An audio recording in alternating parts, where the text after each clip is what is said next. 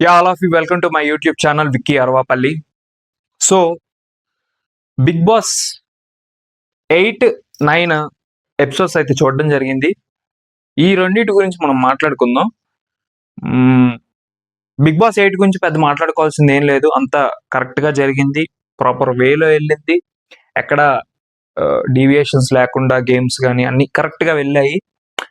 ఏదో big boss 9లో అంటే గేమ్‌ని మీ ఇష్టం వచ్చినట్టు మార్చడం అనేది ఎంతవరకు కరెక్ట్? ఇప్పుడు ఒక గేమ్‌ని ఎక్స్‌ప్లెయిన్ చేశారు స్టార్టింగ్. ఎక్స్‌ప్లెయిన్ చేసినప్పుడు దాని నార్మ్స్ ప్రకారం, దాని రూల్స్ ప్రకారం వెళ్ళాలి. మీరు ఒక గేమ్ చెప్పేసి ఎయిదర్ కంటెస్టెంట్స్ ఎవరైతే కామన్ పీపుల్ ఉన్నారో వాళ్ళొకటి మైండ్‌లో ఫిక్స్ అయ్యి స్టేజ్ మీదకొచ్చాక మీ ఇష్టానికి మీరు గేమ్‌ని రూల్స్ అనేవి చేంజ్ చేయడం ఎంతవరకు కరెక్ట్ అది? అంటే ఇప్పుడు మన బిందు గారు ఏదైతే గిఫ్ట్ బాక్స్ గేమ్ అయితే ప్లాన్ చేశారో ఆ లీడర్‌షిప్ బోర్డ్స్ కోసం చేశారో దానికి నాగాని పిలవడం అయితే జరిగింది. నాగాని పిలిచారు. గిఫ్ట్ బాక్సెస్ ఎవరైతే నీకు డిజర్వ్ పర్సన్ అనిపిస్తున్నారో వాళ్ళకి ఆ లీడర్‌షిప్ ఉన్న ట్యాగ్ ఉన్న గిఫ్ట్ బాక్స్ ని వాళ్ళ చేతికి అందించు అని చెప్పేసి నాగాని పిలిచారు.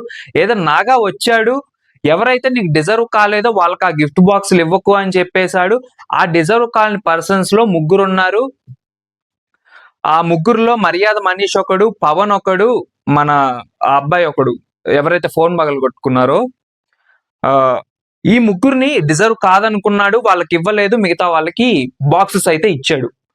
బాక్సెస్ ఇచ్చాక అతను ఈ 10 డేస్ జర్నీలో, ఈ 9 డేస్ జర్నీలో చూశాడు కాబట్టి ఎవరు డిజర్వ్ అనుకున్నాడో వాళ్ళకి బాక్సులు ఇవ్వడం అయితే జరిగింది.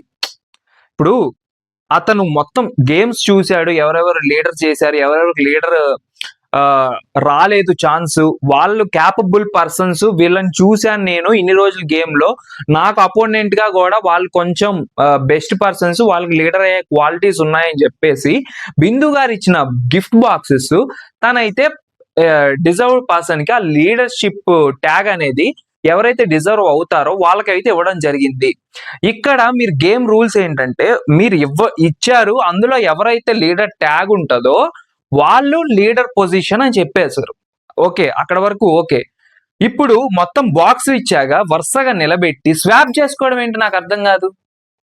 అంటే ఇప్పుడు నాగా డిజర్వ్ పర్సన్ అని చెప్పేసి లీడర్ బోర్డ్ ఇచ్చినప్పుడు మీరు స్వాప్ అని పొజిషన్ పెడితే ఆ డిజర్వ్ పర్సన్ అన్డిజర్వ్ పర్సన్ చేతికి ఆ లీడర్షిప్ బాక్స్ వెళ్ళినట్టే కదా. ఎవరైతే డిజర్వ్ అనుకొని ఇచ్చాడో వాళ్ళ బాక్స్ ని ఇప్పుడు ఎవరైతే డిజర్వ్ కాదు, అన్డిజర్వ్ పర్సన్స్ ఎవరైతే ఉన్నారో వాళ్ళు స్వాప్ చేసుకుంటే ఈజీగా వాళ్ళకి వచ్చినట్టే కదా ఛాన్స్. ఒకవేళ నెక్స్ట్ లీడర్షిప్ లో వాళ్ళు కరెక్ట్ గా లీడర్షిప్ వహించకపోతే వాడు అనుకున్న టీం మొత్తం బొక్క కదా. అంటే ఈ స్వాప్ అనేది చాలా వేస్ట్ ఎవ్వరు, అది కరెక్టే కాదు. మీరు ఒక గేమ్ రూల్ ఫస్ట్ చెప్పినప్పుడు ఆ గేమ్ రూల్ తగ్గట్టు ఒకవేళ తప్పు జరుగుతుందంటే మీరు మధ్యలోనే మాట్లాడాలి. ఒకవేళ కరెక్ట్ జరుగుతుంటే ఓకే, గేమ్ సాఫీగా వెళ్ళాలి. అట్లా కాకుండా మీరు ఒక గేమ్ చెప్పి దానికి ఇంకో రూల్ స్వాప్ చేసే వాళ్ళు ఏదైతే బాక్సెస్ స్వాప్ చేసుకున్నారో అలాగా మీరు రూల్స్ స్వాప్ చేస్తే ఆడే కంటెస్టెంట్లు వాళ్ళు చాలా మెంటల్లీ కన్ఫ్యూజ్ అయిపోయి గేమ్ మొత్తం చెడగొట్టేసుకొని ఎవరైతే ఇంట్లోకి వెళ్ళగలగరో కూడా వాళ్ళు కూడా బయటకు వెళ్ళాల్సి వస్తుంది. సో ఎవరైతే ఇంట్లోకి ఛాన్స్ లేదో, వాళ్ళంత డిజర్వ్ పర్సన్స్ కాదో, అదృష్టం కొద్ది వాళ్ళు వెళ్తారు. ఎవరైతే మైండ్ఫుల్ గా ఒక స్ట్రాటజిక్ గా ఆలోచించిన పర్సన్ బయటకు వెళ్ళాల్సి వస్తుంది. ఈ స్వాప్ బాక్సెస్ విషయంలో అయితే నాగా అయితే ది బెస్ట్ గేమ్ నాకు తెలిసి ఇప్పుడు ఉన్న వాళ్ళల్లో Naga, Sreeja, Harish the best persons. వీళ్ళు ముగ్గురు స్పోర్టివ్ గా తీసుకుంటున్నారు గేమ్ ని. ఎక్కడ ఎలా ఆడాలో తెలుసు వాళ్ళకి ముగ్గురికి. వీళ్ళు ముగ్గురు హౌస్ లోకి వెళ్ళడానికి డిజర్వ్డ్ పర్సన్స్. వీళ్ళు ముగ్గురు పక్కా హౌస్ లోకి వెళ్తారు అని నేనైతే 100కి 99% అనుకుంటున్నాను. వీళ్ళ ముగ్గురు నెక్స్ట్ ఆ 2 మెంబర్స్ ఎవరో నాకు తెలీదు. ఫస్ట్ ఈ 3 మెంబర్స్ నాగా, హరీష్, నెక్స్ట్ వచ్చే శ్రీజ 8th ఎపిసోడ్ లో ఏదైతే మైండ్ గేమ్స్ ఉన్నాయో వాటిని చాలా బాగా హ్యాండిల్ చేసింది అమ్మాయి. ఎయిదర్ మొత్తం 3 టీముల్లో మొత్తం 12 క్వశ్చన్స్ అయితే మొత్తం వాళ్ళ టీం పర్పస్ 4 క్వశ్చన్స్ కి ఆ అమ్మాయి ఆన్సర్ చేసి 4 క్వశ్చన్స్ కాదు 3 క్వశ్చన్స్ కి ఆన్సర్ చేసి వాళ్ళ టీం ని ఒక రేంజ్ లో ఉంచింది ఏది ఆ మైండ్ గేమ్ లో. నెక్స్ట్ ఎవరైతే ఈ ముగ్గురు డిజర్వ్ కాదని చెప్పేసి నాగా వాళ్ళకైతే బాక్సెస్ ఇవ్వకుండా ఉంచాడో గిఫ్ట్ బాక్సెస్, వాళ్ళ ముగ్గురిని నెక్స్ట్ గేమ్ కి సంచాలకుగా ముగ్గురిని వహించడం అయితే జరిగింది. ఓకే, వాళ్ళ సంచాలకుగా వాళ్ళని వాళ్ళు ప్రూవ్ చేసుకొని వాళ్ళు కరెక్ట్ గా ఉంటే నెక్స్ట్ పొజిషన్ కి వెళ్తారు అని చెప్పేసి వాళ్ళని సంచాలకుగా పెట్టి ఆ గేమ్ ని నడిపించడం అనే థాట్ ఈస్ గుడ్, బాగుంది అది. కానీ మీరు గిన్నెలు దోమేసి క్లాత్స్ మడత పెట్టిన తర్వాత లాస్ట్ లో ఏదైతే స్వీపింగ్ ఊడ్చేది ఉందో ఆ టాస్క్ లో ఊడ్చేది ఉందో ఫస్ట్ 2 టీమ్స్ ఎవరైతే ఉన్నారో ప్రసన్న టీము నెక్స్ట్ వచ్చేసి డాలియా టీము, ఇద్దరు టీమ్స్ మొత్తం టకటక క్లీన్ చేసేసి బెల్ కొట్టడం అయితే జరిగింది. లాస్ట్ కి హరీష్ గారు కింద వచ్చి ఊడుస్తూ శ్రీజ వచ్చేసి ఈ వీళ్ళ బాస్కెట్ లో ఉన్న చెత్తను తీసుకెళ్లి పక్క టీం వాళ్ళ దాంట్లో వేసింది. అప్పుడు ఒకవేళ అది కరెక్ట్ కాదు, శ్రీజ కరెక్ట్ కాదు, హరీష్ కరెక్ట్ కాదు, వాళ్ళ టీం కరెక్ట్ కాదు అన్నప్పుడు మీరేమనాలి శ్రీముఖి గారు? ఎవరైతే జ్యూరీస్ ఉన్నారో వాళ్ళు ఏమనాలి? వాళ్ళు బెల్లు కొట్టాక వాళ్ళ పక్కన దాంట్లో డస్ట్ ఎవరైతే వేస్తారో వాళ్ళు డిస్క్వాలిఫై అవుతారు గేమ్ నుంచి అని చెప్పేసి అక్కడే కరాఖండిగా చెప్పాలి. మీరు అప్పుడు ఏమన్నారు? శ్రీజ చెత్తేసినప్పుడు వాళ్ళు మేము బెల్లు కొట్టేసాం, మేము ఇంకా ఓడ్చాల్సిన అవసరం లేదా అక్కడ అమ్మాయి చెప్తుంటే మీరు శ్రీముఖి గారు ఏమన్నారు? మేము వచ్చే టైంకి మొత్తం ప్రాపర్ గా క్లీన్ గా ఉండాలన్నారు.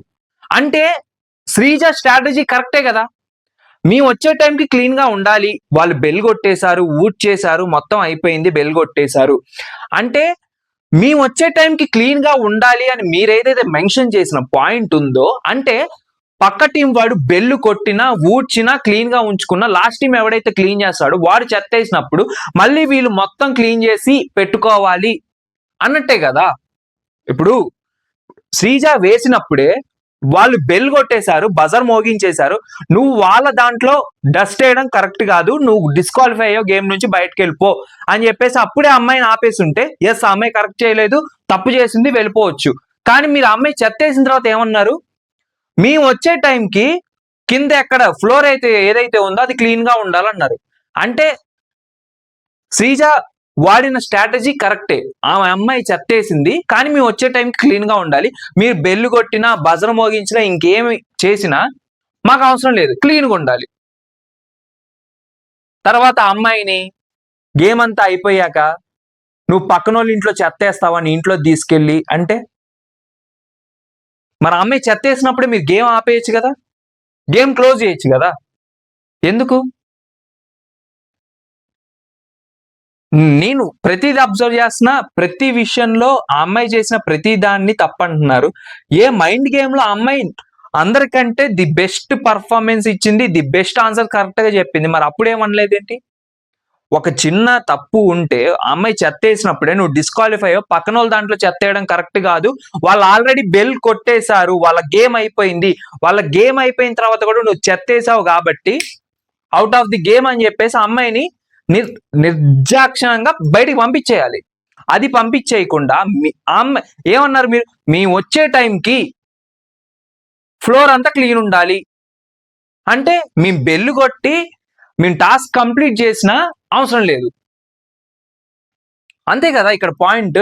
మరి అప్పుడు శ్రీజ కరెక్టే, ఆ అమ్మాయి చెత్తేసింది, వాళ్ళు బెల్ కొట్టారు, వాళ్ళ టాస్క్ అయిపోయింది, అయినా మేము వచ్చే టైంకి మొత్తం క్లీన్ గా ఉండాలంటే మీరు బెల్లు కొట్టిన పక్కన టీం వాడు మీ దాంట్లో డస్ట్ వేసే స్ట్రాటజీ ఉపయోగించినప్పుడు మీరు ఎయిదర్ టకటక క్లీన్ చేయాలి, మేము వచ్చే టైంకి క్లీన్ గా ఉంచాలి, అప్పుడు ఎవరిది క్లీన్ గా ఉందో వాళ్ళు విన్ అవుతారు. అదే కదా గేమ్, మీరు చెప్పిన విధానం అయితే అదే గేమ్. అది లేదు, మీరు ఫస్ట్ మాట్లాడేది ఒకటి ఉంటుంది, తర్వాత మాట్లాడేది ఒకటి ఉంటుంది, లాస్ట్ లో సంచాలకులుగా ముగ్గురు ఎవరైతే టాస్క్ పెట్టారో వాళ్ళు ఓడిపోయారు, ఓకే క్లోజ్, వాళ్ళు కరెక్ట్ గా చేయలేదు, దానికి నేను ఓకే యాక్సెప్ట్ చేస్తా.